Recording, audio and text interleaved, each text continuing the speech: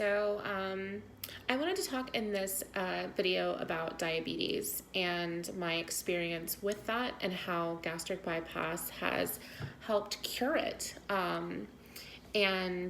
So when I was 11, I was diagnosed insulin resistant with polycystic ovarian syndrome. And that has had a numerous amount of side effects or symptoms that go with it. One being weight gain. So I gained 100 pounds when I was 11.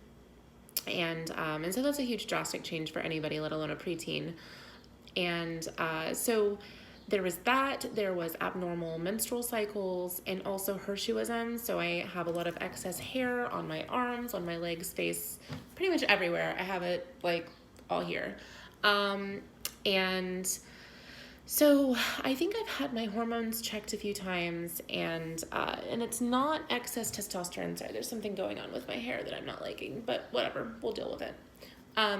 It was not excess testosterone. Not sure what's caused it, besides just being overweight kind of puts extra stress on things, but it's all interrelated. I don't have a medical degree, so I can't really go into the details of it. But needless to say, and I'm sure a lot of people can kind of share their experiences too, because this is a very unfortunately common thing. But women with high blood sugar, high cysts on their ovaries, whatever, women who go through this typically have excess hair. And it's super annoying. Unfortunately, my doctor said that it's probably not going to go away. It might lessen in intensity, and she said she could give me a medication, but she didn't like the medication. She said that it has a side effect of possibly creating arrhythmias, and I'm like, well, you know what? If it's between an arrhythmia and excess hair, I think I'll take the excess hair. So that being said, hopefully my body is done fluctuating after I lose the weight, and I would be able to go in for laser hair removal or something similar to that.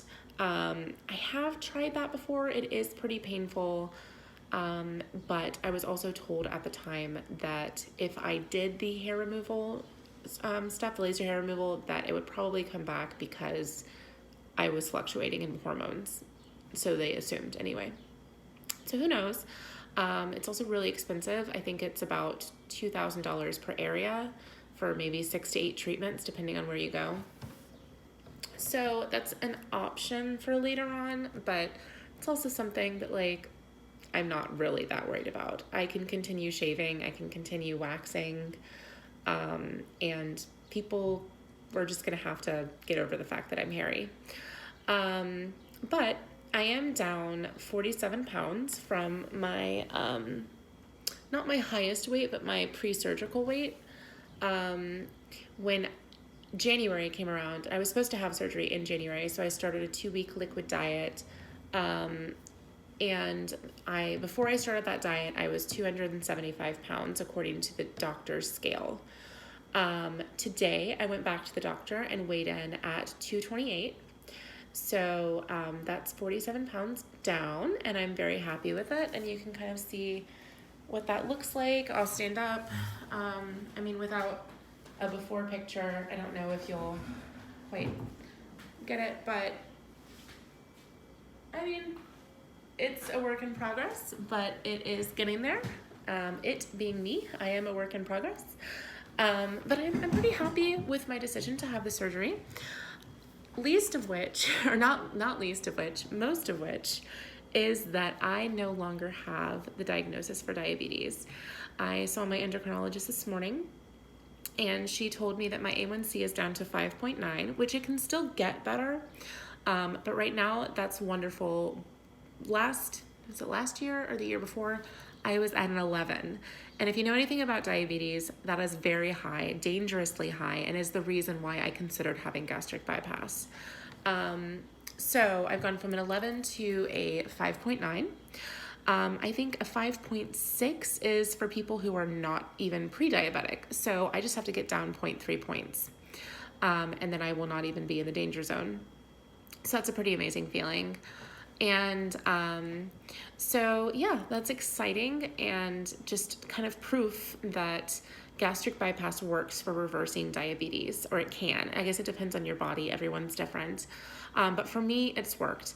And my endocrinologist said, I don't need to have any more appointments with her, and I don't need to check my blood sugar every day. She said that if I'm curious about it, I can check it. If I feel weird, check it. But as of this point, I just need to have my A1C checked maybe once or twice a year, if that. And as long as I keep the weight off, I should be good. She said if there is regain, then I could develop the diabetes again. It is something I will always have a predisposition for. But for now, it is kaput. I am very happy about that, and I don't see myself, I mean, obviously I say this now, but I don't see myself regaining the weight. I'm very fortunate in that I believe I do not have any kind of eating disorders. I don't have an overeating or a food addiction or anything like that. My problem is that I am fast in terms of like I plan too much in my day. So before surgery, before my pre-surgery diets, I would have 10,000 things to do in a day. And so I'm like, I don't have time to cook. I'm gonna go to McDonald's and get chicken nuggets. And I would trick myself into thinking that chicken nuggets were healthy because they were protein. So now I'm doing protein shakes. I will be, once I'm off my pureed phase of the diet, I will be doing protein bars, and I'll have fresh fruit, maybe if or fresh vegetables in the car, just so they're there. So if I do keep with this habit of mine of being busy all the time, then I at least have stuff that I can grab. In addition to that, so I'm going to add exercise into my into my day. I'm going to just use that word, brain. So I'm going to add exercise, and I'm planning on either joining a gym or just using the pool in my condo complex, and going on walks. There's a really nice walking trail right by my house. So I have the tools, I just have to use them. And I am very blessed to have very supportive roommates, one of which is always asking me to go on walks and runs with her. So I don't think I'm going to run quite yet, but I will go on walks until I'm down to a weight where I feel like I can run without hurting my joints, and maybe then I will. And I'm very excited to be down as much as I am.